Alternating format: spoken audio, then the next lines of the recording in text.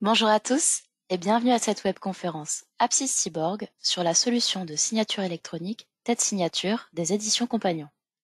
Nous allons passer une petite heure ensemble. Cette session va être animée par Leila Petit, Channel Success Officer chez les éditions Compagnons, et moi-même. Tout au long de cette session, vous pourrez nous poser vos questions dans le bandeau qui se trouve à droite de votre écran. Nous y reviendrons en fin de conférence. Alors, pour commencer, je vais vous présenter rapidement la société Apsis Cyborg. Donc Apsis Cyborg en quelques chiffres, c'est une société de services et d'intégration de solutions de gestion depuis plus de 35 ans. En 2023, nous avions un chiffre d'affaires de 86 millions d'euros pour 560 collaborateurs. Aujourd'hui, nous sommes présents sur tout le territoire français avec 13 agences en France ainsi que 2 agences à l'international. Notre objectif principal, vous apporter la meilleure qualité de service dans l'ensemble de vos projets. Le but, c'est de vous apporter un accompagnement complet dans chaque phase de vos projets. Donc ça passe par le conseil, l'intégration de solutions de gestion, de l'assistance, de l'hébergement cloud ou encore du développement spécifique via la factory. Je vous rappelle que vous pouvez nous poser toutes vos questions dans le bandeau qui se trouve à droite de votre écran. On y reviendra en fin de conférence pendant une session de questions-réponses.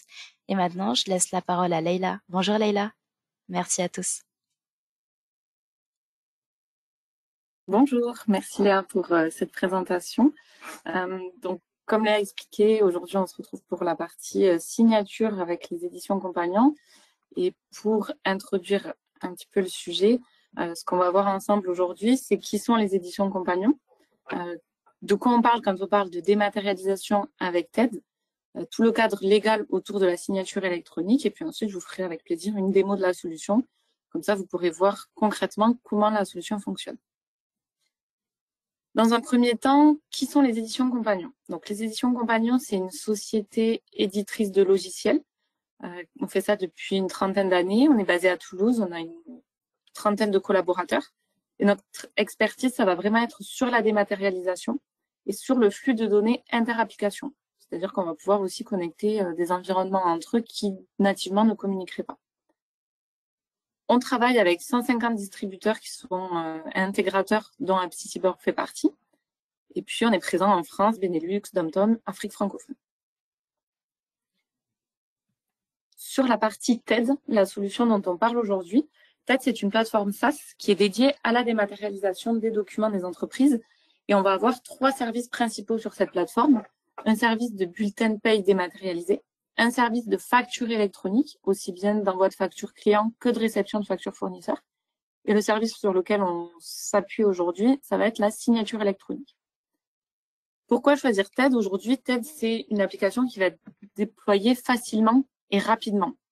On est interopérable, donc on va pouvoir se connecter par API ou par connecteur, ça je vais y revenir. Puis on est sur une application qui est robuste et conforme RGPD et conforme sur les différents tests d'intrusion pour l'aspect sécurité. On est régulièrement testé par les organismes afin de s'assurer qu'on ne puisse pas pirater cette plateforme. Aujourd'hui, TED, c'est environ 1000 clients, 50 revendeurs et plus de 250 000 documents dématérialisés par mois. Donc, pour tout ce qui est question de volume que TED peut traiter, il n'y a pas d'inquiétude non plus à avoir là-dessus. Concernant la signature électronique, il y a forcément un cadre légal qui régit un petit peu tous les process de signature électronique. Déjà, dans un premier temps, il faut garder en tête qu'une signature électronique a la même valeur juridique qu'une signature manuscrite. Tout ça, c'est grâce au dossier de preuve qu'on va associer à la signature. Un dossier de preuve, il est constitué principalement d'un eurodatage, c'est-à-dire d'une heure et une date à laquelle la signature électronique est faite, et d'une identification du signataire. Donc, qui est la personne qui a signé ce document-là? Il faut que tout ça soit tracé pour qu'on puisse dire que la signature électronique a une valeur juridique. Le cadre légal est régi par la législation française, mais également par la législation de l'Union européenne. Et ça, on est sur le règlement EIDAS. Tous les États membres de l'Union européenne doivent respecter ce règlement pour pouvoir proposer de la signature électronique. Avec TED, les documents qu'on va pouvoir signer, ils ont un niveau de signature simple. C'est-à-dire qu'avec une simple identification du signataire, on va pouvoir signer des documents commerciaux, RH, donc des contrats de travail, des devis, des contrats commerciaux, des avenants. Tout ça, on va pouvoir le signer. On a ensuite des niveaux de signature un peu plus complexes, où là, on ne va pas le signer avec TED. Ça va être des actes notariés, par exemple, ou des documents bancaires. Ça, il va falloir aller devant une banque pour attester d'une identité et avoir des niveaux d'identification beaucoup plus poussés. Donc, avec TED, c'est vraiment pour les documents qui transitent au jour le jour dans l'entreprise. L'offre TED Signature, ce qu'on va vous proposer, on a plusieurs avantages. Premier avantage, on va avoir de la gestion de multisociétés. Donc, si vous êtes un groupe avec différentes sociétés, différents établissements, chaque établissement sur un même compte va pouvoir envoyer distinctement des documents en signature. Et on peut même distinguer en fonction des catégories de documents qu'on va faire signer. On peut très bien avoir une catégorie documents RH et puis documents commerciaux. Comme ça, on a deux services qui sauront s'occuper de leurs documents à destination des salariés et des documents à destination des clients, par exemple. Au document principal qu'on va faire signer, un contrat de travail par exemple, on va pouvoir ajouter des pièces jointes, un règlement intérieur, une information sur la mutuelle. Et tout ça sera envoyé en même temps au destinataire. Donc, on traite aussi les pièces jointes. On propose un archivage d'une durée de 11 ans sur un coffre-fort à valeur probante qui est Archineo, dans lequel vous avez accès directement depuis la plateforme. Ça, je vais vous montrer de suite après lors de la démo. On est évidemment conforme juridiquement et légalement au règlement UDAS, à la législation française et au dossier de preuve qu'on va associer pour avoir une signature électronique valable. Et puis, on va utiliser de la technologie d'OTP. OTP, c'est One Time Password. C'est en fait un mot de passe qu'on envoie par SMS à la personne qui va signer le document pour qu'elle puisse attester de son identité et qu'on puisse identifier le destinataire. Donc, c'est ce qu'on disait tout à l'heure. Les partenaires avec lesquels on travaille sur ce service-là, ce sont le groupe, donc des partenaires du groupe DocaPost. DocaPost, il va nous permettre, dans un premier temps, d'avoir le service de signature électronique, donc un organisme certifié avec un tampon numérique et qui est vraiment une référence dans tout ce qui est signature électronique. Donc, c'est la technologie, si vous voulez, sur laquelle on se base pour notre service de signature électronique avec TED. Et puis, j'en parlais tout à l'heure, le coffre-fort d'entreprise Archineo, qui est un archivage à valeur probante et qui répond aux normes d'archivage françaises et européennes. Je vous propose de passer à la démo, vous y verrez bien plus clair. Et je viens ici sur ma plateforme TED. Donc TED, comme je le disais tout à l'heure, on est sur une plateforme SaaS. Chaque client a sa propre plateforme. C'est-à-dire qu'ici, dans l'URL, vous aurez le nom de votre société, .ted.fr. C'est vraiment dédié. Cette plateforme, elle est personnalisable. Vous pourrez ajouter votre logo, votre identité visuelle. Et chaque personne aura des informations de connexion personnelles. On n'a pas de limite en termes d'utilisateurs. Vous pouvez être autant que vous le souhaitez. Je viens me connecter.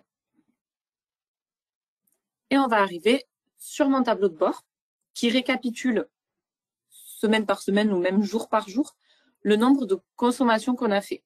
C'est-à-dire qu'on va voir entre le 1er et le 31 mai le nombre de documents que j'ai signés électroniquement avec TED. Tout ça, on va pouvoir le voir. On a sur la gauche différents menus. Donc, ce sont les différents services qu'on propose. Je vous l'ai dit tout à l'heure, bulletin de salaire, facture, signature, coffre-fort. C'est ici le coffre-fort Archineo, coffre-fort d'entreprise qu'on va pouvoir avoir. Je vais passer rapidement sur les paramètres pour vous démontrer cette notion de multisociété dont je vous ai parlé tout à l'heure. Ici, on a des comptes émetteurs qui sont des comptes émetteurs de documents assignés électroniquement. Et j'ai autant de sociétés que je vais avoir de comptes.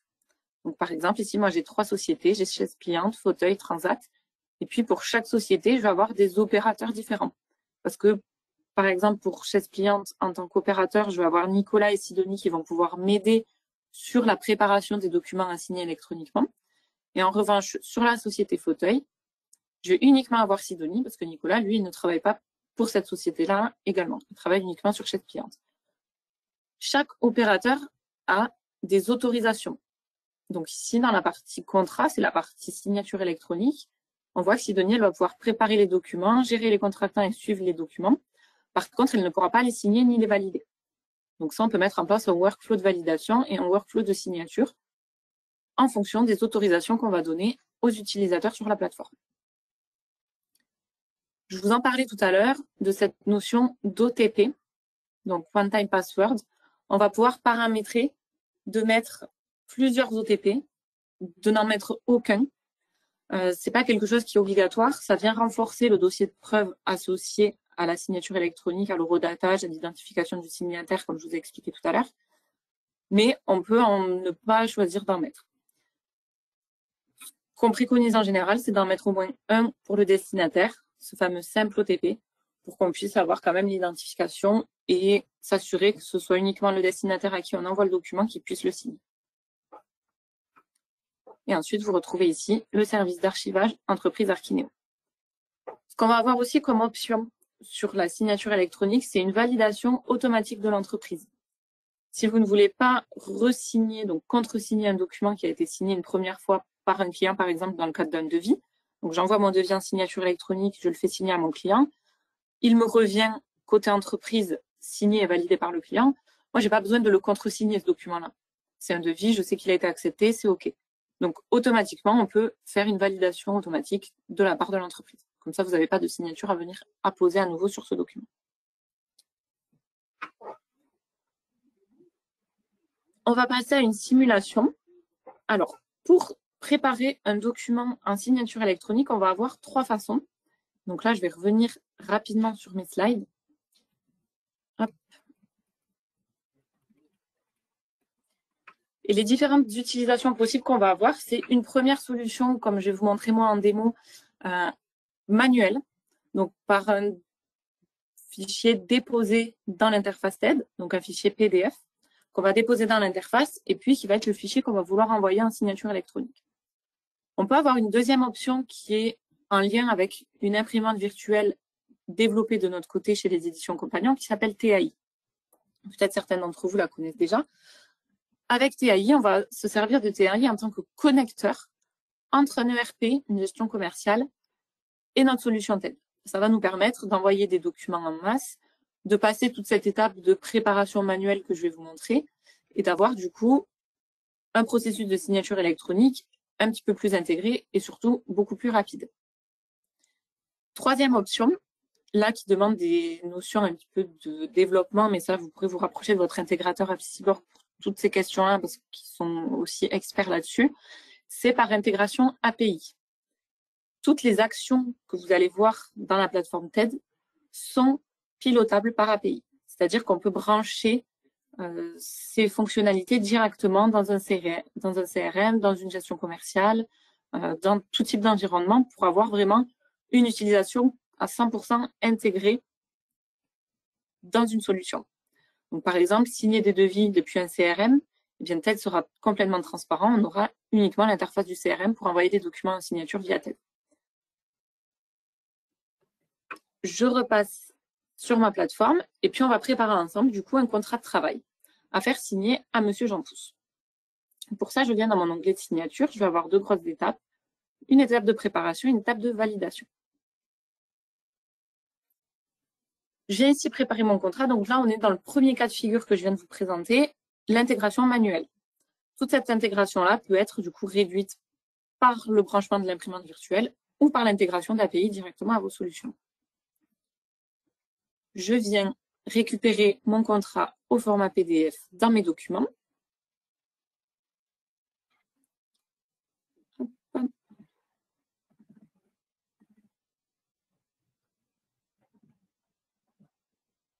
Je le dépose sur la plateforme TED. Et vous voyez ici, j'ai bien mon document. Je vais dézoomer un petit peu pour qu'on voit mieux. Donc, c'est bien mon contrat CDI à destination de Monsieur Jean Pousse. Vous voyez, ces carrés bleus ici sur la gauche, ce sont les informations que la plateforme a identifiées directement. Donc, elle a identifié que Monsieur Jean Pousse, ici, on a son adresse, ici, on a son adresse mail et ici, son numéro de téléphone. Si ces informations-là ne sont pas présentes sur les documents, c'est pas grave. On va pouvoir venir manuellement ici sélectionner le destinataire.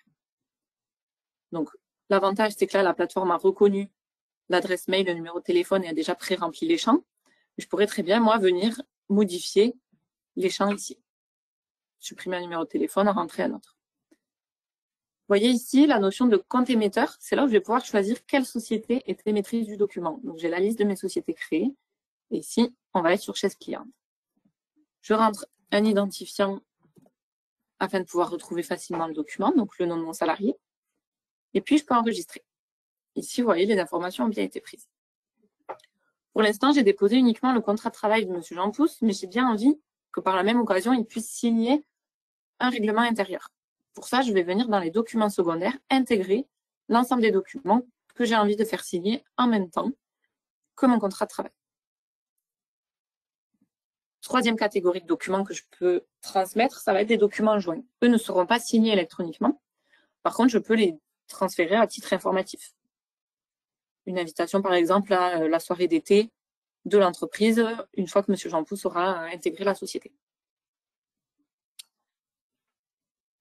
Dans mon document principal, on voit ici que j'ai différents champs que M. Jean Pousse va devoir remplir. Par exemple, ici, il va devoir remplir son IBAN et son code BIC afin d'attester qu'il a bien accepté déjà le contrat et puis qu'il doit fournir les informations à l'employeur. Donc, ça peut être aussi une façon de faire remplir des fiches de mutuelle, par exemple. Ça, ce sont des choses qu'on demande à signer en même temps que le document de contrat de travail.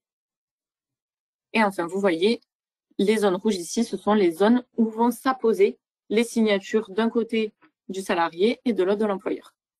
Le tampon du service de signature, j'y reviendrai après, c'est ce qui va vraiment attester de l'authenticité électronique de la signature. Une fois que j'ai déposé mes documents, que j'ai sélectionné mon destinataire, je peux ici enclencher un workflow de validation. Là, moi, je suis Leïla et en tant que Leïla, j'ai pu préparer ce document. Donc, déposer les pièces, ajouter les pièces jointes, définir le destinataire. Par contre, si je n'avais pas eu les droits de valider, j'aurais pu venir ici sélectionner dans le menu roulant une autre personne qui devait valider ce document avant de l'envoyer à M. Jean Pousse. Donc là, on peut mettre en place ce workflow. Autre chose à venir faire, c'est sélectionner la personne en entreprise qui va signer. Donc là, j'ai deux options. Moi, Leïla, je peux signer, mais Nicolas pourrait aussi signer. Si, pour X raison, un jour je suis absente, je peux déléguer à Nicolas le fait de signer électroniquement le contrat une fois que M. Jean Pousse l'aura signé. Je viens ensuite choisir un des services de signature que j'ai paramétré. Donc, est-ce que je vais utiliser un simple OTP, donc le fameux SMS qu'on envoie sur le numéro de téléphone du salarié pour qu'il atteste de son identité? Est-ce que j'en utilise aucun? Est-ce que j'en utilise deux? J'en utilise deux. J'en utilise un pour M. Jean Pousse, donc le destinataire, et un pour la signature d'entreprise. Par exemple, si c'est Nicolas ici qui venait à signer, pour attester son identité, étant donné que ce n'est pas commun que ce soit lui qui signe, je pourrais très bien mettre en place l'envoi d'un SMS. Je donne un intitulé à mon contrat. On est bien sur le contrat CDI de M. Jean Pousse. Autre chose que je peux faire, c'est que je peux ajouter des adresses mail en copie, uniquement pour information. Ma responsable RH, par exemple. Une fois que j'ai préparé le document, que je l'ai validé, que je l'ai envoyé, je peux dire à ma responsable, bon ben voilà, tu vas être informé à chaque étape de signature du document. Donc une fois que le document est envoyé à M. Jean Pousse, tu es informé. Une fois que M. Jean Pousse a signé, tu es informé. Et une fois que nous, en entreprise, on a signé, tu es informé. Et à tout moment, tu peux avoir accès au document. Je vais pouvoir renseigner une date limite de signature. Si M. Jean Pousse, par exemple, il commence le 24 juin, ben on va dire qu'au 20 juin, il faut qu'il ait signé son contrat de travail. Et puis, je peux ajouter des messages personnalisés. Par exemple, M. Jean Pousse, le destinataire ici, je vais lui dire de merci de ne pas oublier de remplir votre RIB à la fin du document. Je peux aussi mettre un message personnalisé pour le workflow de validation à ma collègue en lui demandant de bien vérifier que les pièces jointes que j'ai fournies soient les bonnes. Et puis, je peux faire un message personnalisé à Nicolas s'il venait signer à ma place en lui disant de bien vérifier justement que M. Jean Pousse avait rempli son RIB avant de contresigner le document. Ces messages s'enverront par mail dans une notification une fois que le document aura été lancé en signature électronique. J'enregistre ici. Et puis, selon mes droits, je soumets ma validation à ma collègue ou bien je valide directement. Toute cette préparation-là manuelle, je vous rappelle qu'on peut la paramétrer directement en signature électronique depuis notre imprimante virtuelle ou en intégration API depuis vos solutions. Donc là, on va valider le document. Pour la démo, c'est moi qui reçois la simulation, hein, sinon ça part directement et vous avez directement le message comme quoi le contrat va être validé et le workflow de signature initié. Je valide. Là, j'étais bien côté entreprise et ça me renvoie directement dans mon suivi des documents où je retrouve le contrat CD de M. Jean Pousse que j'ai créé aujourd'hui, qui est en cours de signature, que je peux venir consulter sur la plateforme TED. Pour l'instant, personne n'a signé le document, donc j'ai juste les informations comme quoi c'est en cours de signature, qui est le valideur, qui est le signataire, quel service, etc. Je retrouve les messages que j'ai transmis, et puis je peux, si je le souhaite, annuler ce contrat. Pour X raison, j'ai fait une erreur. Bon, ben, je viens ici cliquer pour annuler le contrat. Je peux télécharger les documents. Si ça n'a pas beaucoup d'utilité, ils n'ont pas encore été signés. Côté Monsieur Jean Pousse, maintenant, on va aller voir comment il peut signer électroniquement son document. Donc, je prends la casquette de Monsieur Jean Pousse et je vois que j'ai reçu une notification mail de la part du siège de la société Chaise Pliante qui me dit « Bonjour Monsieur Jean Pousse, Chaise Pliante vous propose de signer électroniquement votre contrat. » On retrouve le message personnalisé que j'avais mis. Merci de ne pas oublier de remplir votre RIB à la fin du document. On mentionne que la signature électronique porte la même valeur juridique que la manuscrite, qu'on peut signer en toute confiance et on retrouve la date limite de signature juste ici. Je viens consulter et signer le document en cliquant sur le bouton dans le mail. Jusque-là, rien de compliqué. Pour M. Jean Pousse, notre futur salarié, on lui ouvre la visionneuse où il va retrouver dans l'URL le nom de votre société.ted.fr et votre logo. Comme ça, il sait qu'il est chez la bonne société, il est bien chez Chaise Pliante. Le message personnalisé pour remplir le RIB se remet ici. On a également la date limite de signature et puis pour l'instant le statut qui est non signé. Si M. Jean Pousse, il se dit bon, super, j'ai pas envie de lire tout le contrat, je veux signer directement, il va pas pouvoir. Pourquoi? Parce que déjà, on a un premier blocage en lui disant que les champs doivent être remplis, et notamment les champs du RIB. Donc là, ça renvoie directement sur son RIB. Donc, ok, très bien. Monsieur Jean Pousse, il remplit son RIB, il rentre son code BIC, et puis, il se dit, c'est bon, maintenant, je vais pouvoir signer. On ne peut pas signer tant qu'on n'a pas scrollé sur l'ensemble des pages du document. Ça remplace la notion de paragraphe qu'on va avoir sur un document manuscrit. Sur une signature électronique, on va devoir passer sur l'ensemble des pages du document pour que la signature puisse être débloquée. C'est pour ça qu'ici, on a ce message d'erreur. On nous dit qu'on doit accepter l'ensemble des conditions du contrat. Donc, je viens cocher une case ici. Et puis, quand je scrolle, je m'aperçois que j'ai également le règlement intérieur qui a été fusionné à l'envoi du document. Donc, il faut que je lise l'ensemble des documents pour pouvoir signer. Je peux maintenant signer. Plusieurs façons de signer pour M. Jean Pousse. Soit la plateforme identifie directement son nom, son prénom et lui propose une signature. Si ça ne lui plaît pas, il peut effacer et venir avec sa souris renseigner sa signature. Sinon, il peut aussi utiliser une image et intégrer l'image de signature qu'il aura enregistrée sur son poste. Là, je n'ai pas paramétré d'envoi de SMS comme je suis sur la démo. Donc, M. Jean Pousse peut directement signer son document. On lui dit que sa signature a bien été apposée sur le contrat, que prochainement, il va recevoir un email lui permettant de télécharger le document signé par toutes les parties et que pour lui, le traitement s'arrête là, il peut fermer son navigateur. Je retourne sur ma plateforme côté société émettrice, côté Chaise Pliante, dans mon suivi des contrats. Et on vient s'apercevoir que M. Jean Pousse a bien signé le 4 juin à 14h55. Donc là, on a l'horodatage qui est attesté, ainsi que l'identification du signataire, parce que c'est bien son adresse mail à M. Jean Pousse qui fait foi.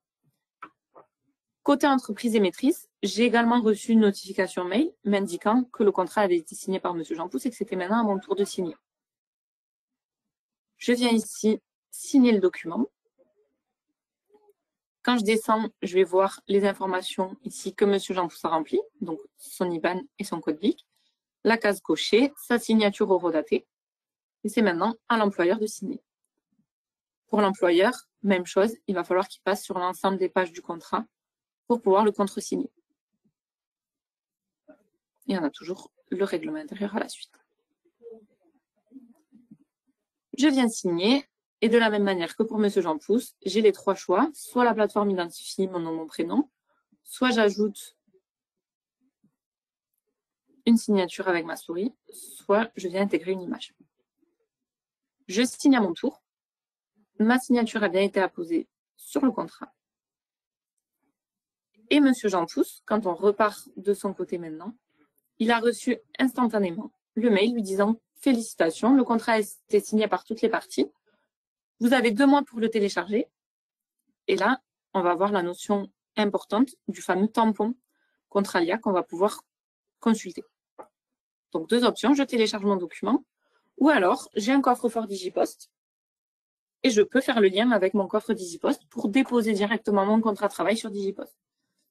Cette fonctionnalité, elle va être intéressante si on passe également à la dématérialisation des bulletins par Digipost. Ça permet au salarié d'avoir tout son parcours RH dans son coffre-fort salarié.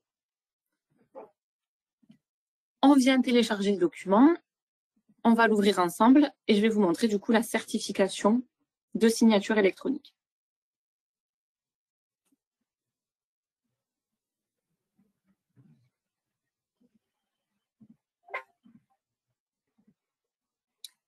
Donc, je descends sur le document, je vais dézoomer un petit peu aussi.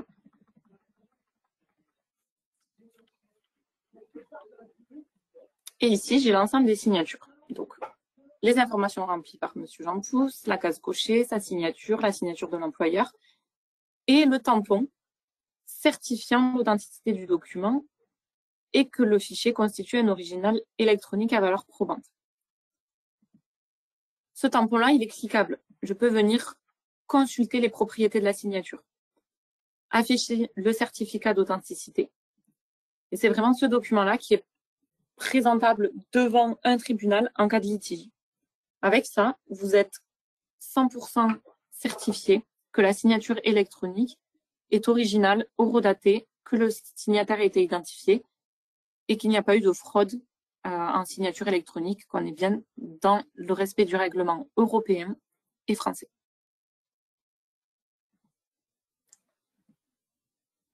Voilà sur la partie démonstration. Je vais revenir à mes slides pour voir si vous avez des questions pour qu'on puisse faire une session de questions-réponses. Merci beaucoup Leïla pour cette présentation.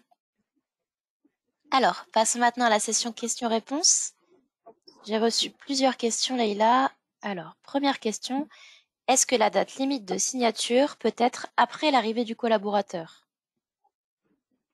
Oui, bien sûr, il n'y a pas de souci. C'est, j'ai envie de dire, vous et votre organisation interne, si ça vous va que la date limite soit après l'arrivée pour laisser le temps de signature aux futurs salariés, il n'y a aucun souci. C'est vraiment vous qui définissez la date à laquelle vous souhaitez que le document soit disponible jusqu'à telle date. Par contre, passé cette date, le document n'est plus disponible en signature électronique. Donc, c'est pour ça qu'il faut bien faire attention sur la date choisie.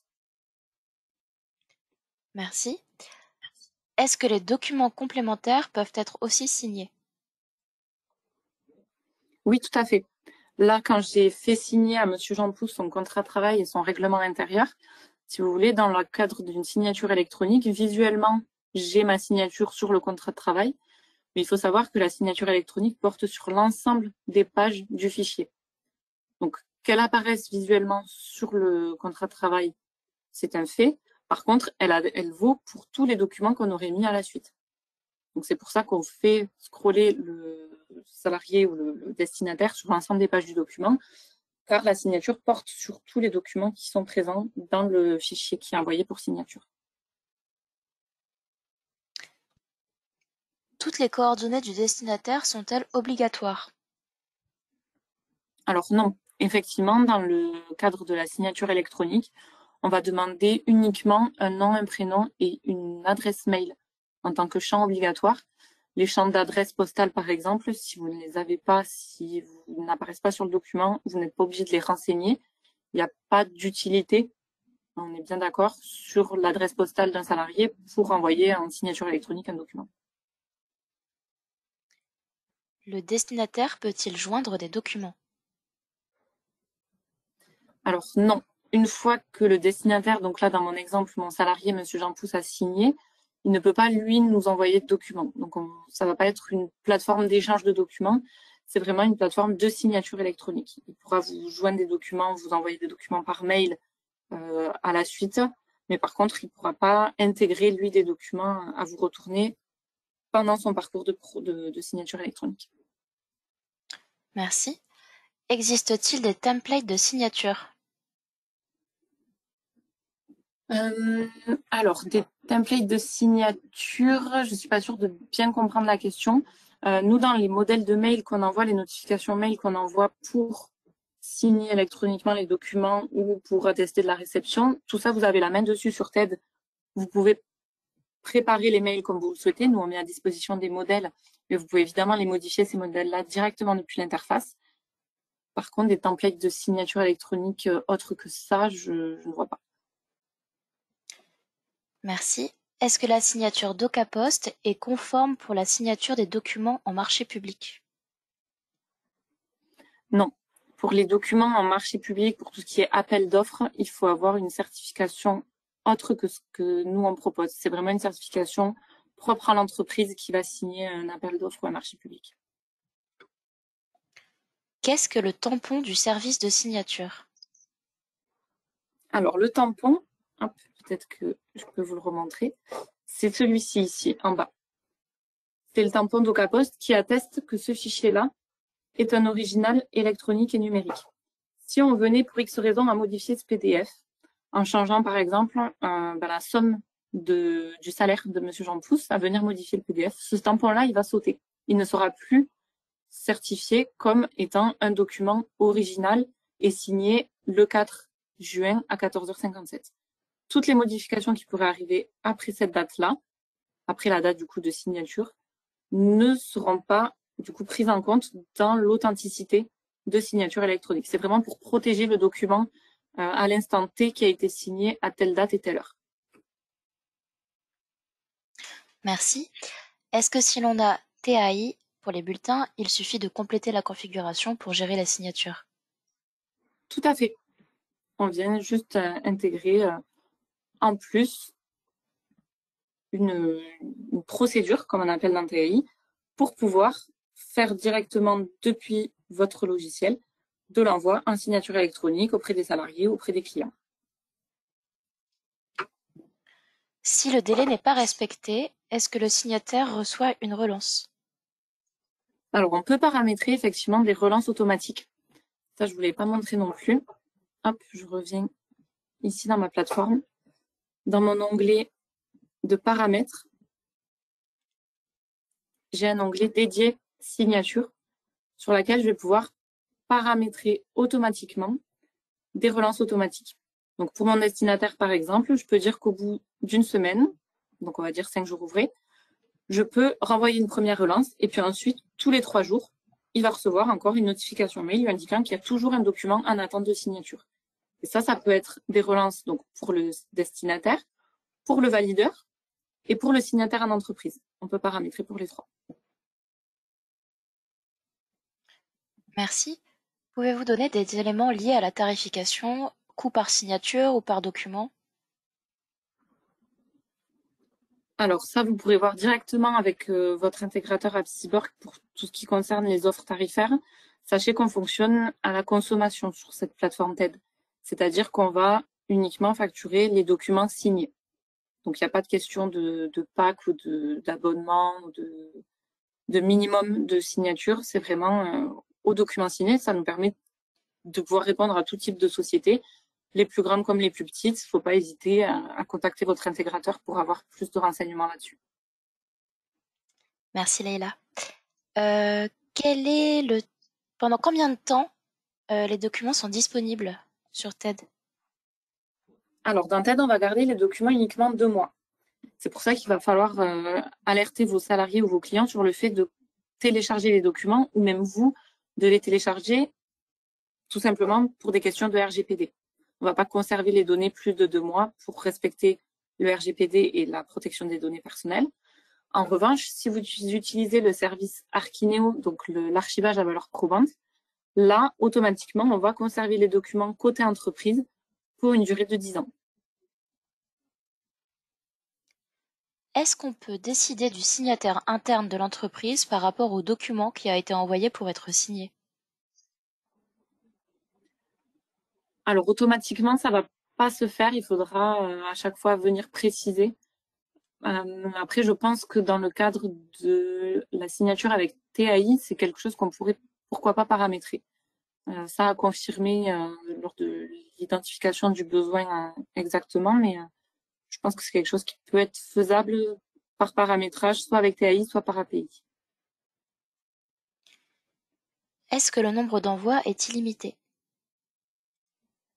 Oui, vous n'avez pas de limite sur TED. Il n'y a pas de blocage au bout de 1000 envois, non, il n'y a pas de choses comme ça. Merci Leïla, c'était notre dernière question. Ah, pardon, non, j'en ai une. Le signataire peut-il recevoir 10 factures par mail, dans un seul mail? Alors là, pour la signature électronique, il va recevoir une notification par document. Après, je ne suis pas sûre qu'il y ait forcément une utilité à faire signer des factures. Donc, je ne sais pas trop dans quel cadre était la question.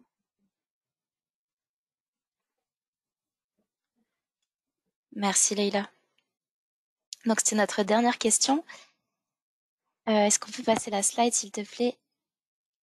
Merci beaucoup Leïla pour ta présentation et merci à tous de nous avoir suivis.